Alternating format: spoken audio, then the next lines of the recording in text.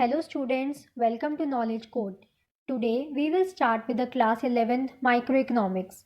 Under microeconomics, basically the sole concept is that it deals with the individual units only. अब question ये आता है कि individual units से हमारा क्या मतलब है. It means individual demand and individual supply production के कंटेक्स्ट में. जैसे जब भी हम मैक्रो इकोनॉमिक्स की बात करते हैं we will always study about the behaviour of total of the economy, जिसके मेन एलिमेंट्स होते हैं aggregate demand and aggregate supply, where aggregate is equals to total. But in micro economics we always study the behaviour of individual units of economy, जिसके main elements होते हैं demand and supply. सो इस chapter को शुरू करने से पहले let us discuss some basic economics की टर्म्स, जिससे आपका आगे के लिए इंटरेस्ट और बेस दोनों बना रहेगा. So let's start. Resources. Economics के कंटेक्स्ट में what do we mean by resources? जो भी मटेरियल हमें यूज़ में आएगा एक कमोडिटी के प्रोडक्शन के लिए उसे हम कहते हैं resources. But in economics we always consider it as a economic resources. तो अब हम इसको एक एग्जांपल के साथ समझते हैं. अगर एक फार्मर है वो अपने फार्म पे water, seed, fertiliser, tractor, man power, sunlight ये सब यूज़ कर रहा है, तो क्या इसका मतलब ये हुआ कि ये सब हमारे रिसोर्सेज हैं? नो, बिकॉज वो सनलाइट यूज़ कर रहा है जो कि इकोनॉमिक रिसोर्सेज नहीं है. उसके लिए उसने कोई मॉनेटरी वैल्यू पे नहीं करी है, वो उसे फ्री ऑफ कॉस्ट नेचर से मिला है. So the next term is scarcity of resources. जब भी किसी कमोडिटी की सप्लाई लिमिटेड हो उसके डिमांड के कंपैरिजन में, that means demand is greater than supply, then it is known as scarcity of resources.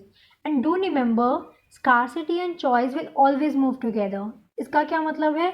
जब भी किसी कमोडिटी की स्कार्सिटी होगी कंज्यूमर के पास एक चॉइस होगी प्रोडक्ट ए से प्रोडक्ट बी के पास शिफ्ट करने की. इसका मतलब कि एक कंज्यूमर कुछ भी चाहे तो वो खरीद सकता है, बट ऐसा तो पॉसिबल नहीं है रियल वर्ल्ड में. क्यों? क्योंकि जैसे ही कंज्यूमर की एक वांट सेटिस्फाई होती है न्यू वांट्स टेक बर्थ, और उस वांट्स को सेटिस्फाई करने के लिए जो रिसोर्सेज हैं वो बहुत लिमिटेड हैं और उन रिसोर्सेज के अल्टरनेटिव यूजेस भी हैं. तो we can say everything is care everywhere but the degree varies.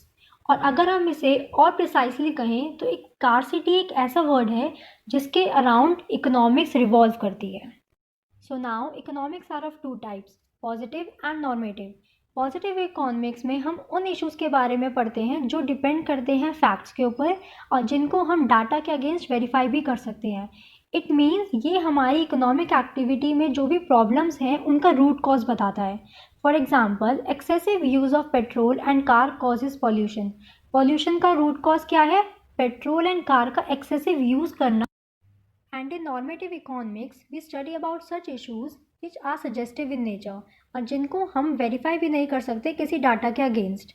इसका मतलब पॉजिटिव इकोनॉमिक्स में जो भी हमने रूट कॉज निकाला था उसका सॉल्यूशन होता है नॉर्मेटिव इकोनॉमिक्स की स्टेटमेंट्स में. बट ये डिपेंड करेगा person to person according to persons की ओपिनियन पे. For example, excessive use of petrol and diesel should be discouraged to control pollution. Here the pollution is the root cause, but the solution to a problem is excessive use of petrol should be discouraged. So now coming to the central problem, the problem which is common to all the society. It means जो हमारे पास square resources हैं उनको हम अपने factors of production में किस तरह से एलोकेट करें कि उनका बेस्ट पॉसिबल यूज़ हो पाए, जिसकी वजह से एलोकेशन ऑफ रिसोर्सेज की 3 सेंट्रल प्रॉब्लम्स आती हैं सामने: what to produce, how to produce and for whom to produce. In the first problem of what to produce allocation of resources, it explains us which combination of commodity should be produced with the given resources. Because जो हमें resources मिले हैं वो बहुत scarce हैं और उनके alternative uses भी बहुत हैं, तो एक इकॉनमी को डिसाइड करना पड़ेगा कि वो किस कॉम्बिनेशन से उन कमोडिटीज़ को प्रोड्यूस करें जिससे उनका मैक्सिमम लेवल सेटिस्फैक्शन हो सके. अगर उन्हें कमोडिटी ए का प्रोडक्शन बढ़ाना है तो उन्हें कमोडिटी बी का प्रोडक्शन कम करना पड़ेगा, बिकॉज रिसोर्सेज बी से डाइवर्ट होके ए में जाएंगे, बिकॉज रिसोर्सेज तो स्केयर हैं हमारे पास. फॉर एग्जाम्पल, एक फार्मर को डिसाइड करना होगा कि whether he has to grow fruits और a vegetable. Similarly finance minister को डिसाइड करना पड़ेगा whether he has to allocate the funds into civil commodity or the military commodity. So the guiding principle to this is एक economy को वही produce करना चाहिए combination जिससे उसे सबसे ज़्यादा सेटिस्फैक्शन मिले. Coming to the problem of how to produce allocation of resources explains us which technique of production should be used for making the production of a commodity. It means एक commodity को produce करने के लिए हम अपने factors of production को इस तरह से different combinations में produce करवा सकते हैं. For example, more labor, less capital, making it labor intensive. और less labour more capital making it capital intensive.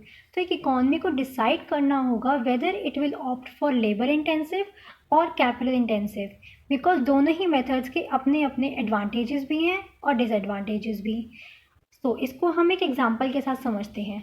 अगर एक फार्मर अपनी फील्ड पे ज़्यादा से ज़्यादा कैपिटल यूज़ कर रहा है like tractor, tubewell etcetera rather than labour, no doubt इससे हमारी इकॉनमी की प्रोडक्शन कैपेसिटी तो बढ़ेगी, but the problem of unemployment will take place. Similarly अगर वो ज़्यादा से ज़्यादा लेबर यूज़ कर रहा है देन कैपिटल, तो इससे हमारी अनएम्प्लॉयमेंट की प्रॉब्लम तो ओवरकम हो जाएगी, but the production capacity of the economy will fall.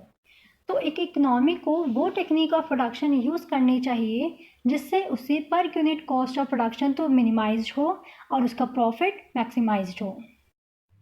In the last problem of for whom to produce allocation of resources, it explains us how to distribute the income among the various factors of production. Because जो resources हमने produce करे हैं वो हमारे different factors of productions के efforts की वजह से हुए हैं. So एक economy को decide करना होगा कि वो किस factors of productions को और कितना pay करे in the form of rent and interest. So who is paid and how much is also a choice problem. So the guiding principle to this is एक इकॉनमी को अपने factors of productions के maximum possible extent तक wants को satisfy करना चाहिए. I hope आपको ये वीडियो समझ आया होगा. If you want to ask any query you can mail us or you can ask in the comment section. Do like, share and subscribe my channel.